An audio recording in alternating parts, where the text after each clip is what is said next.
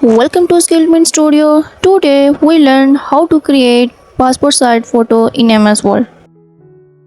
First click Insert and then Picture.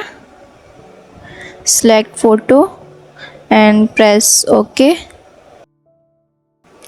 Click on photo and open picture format. Then click crop. Then crop pics. Press enter. Next resize the picture. Write height 1.5 and width 1.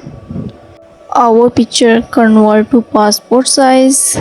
Click photo and then click wrap text and click in front of text. Then picture move to any place of page. Adjust picture and then click Ctrl plus C and then paste picture. Ctrl V. Next adjust picture.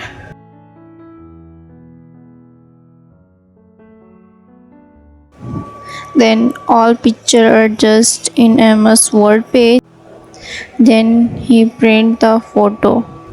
I hope this video helpful. Please like and subscribe to SkillMint Studio. See you in the next video.